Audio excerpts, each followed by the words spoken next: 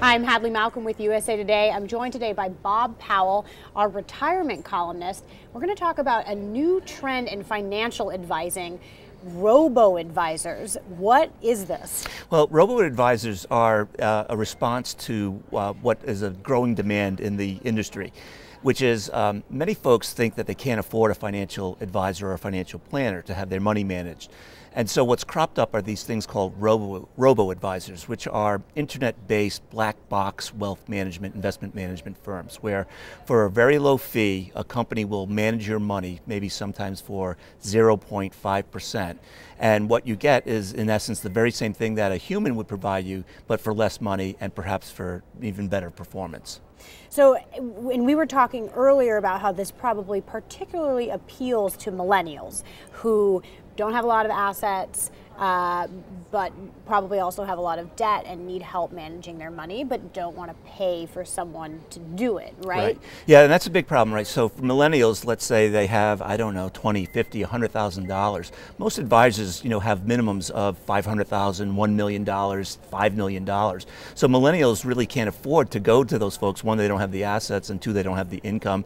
And as you mentioned, they probably have some debt issues, which advisors don't necessarily care to address. So what millennials can do now is to go online. There are several companies, some that are brand new and startups, and some that are well established, that are now offering this investment management services for a very low fee.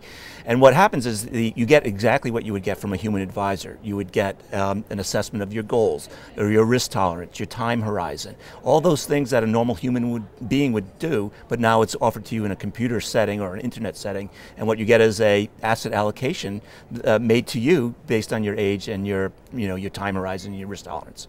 What do you know about these specifically? How worth it is it to use one of these services? Well, if for a millennial, the options are typically this. One is do it yourself, and there the results are typically bad.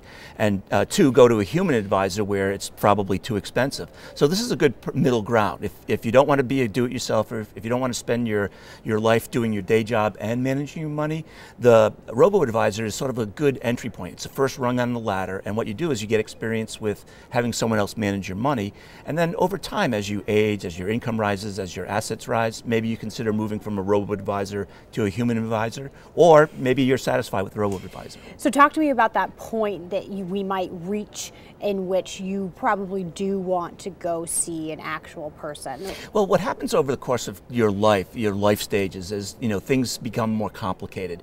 You buy a house, you have children, you need to finance your retirement, and all of a sudden the questions become perhaps more complicated than a robo-advisor can answer. You need help from a human. So there's that point at which your life stage dictates that you go to a human. There's also that point at which your assets, might dictate it. So if you have $100,000, maybe a robo-advisor is good for you. If at some point you have $5 or $10 or $20 million, then mistakes start to matter, and you might want to talk to someone, if only not to have your money managed, but maybe for a second opinion.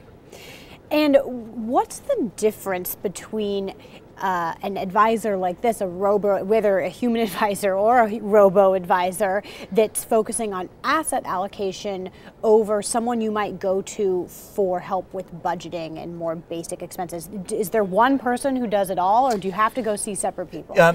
More often than not, you do have to see separate people. More often than not, the robo-advisor will help you with your investment management. But what you see now is robo-advisors are using this as an entry point for millennials and other young people. And what they're saying is, you come to us to manage your money, and then we'll also help you with your full financial plan. So with budgeting, with debt management, with insurance, with taxes, with estate planning. All of a sudden, once you're in the shop, so to speak, then they can start offering you other services. But we're sort of at the early stages of robo-advisors becoming full-service financial planning firms.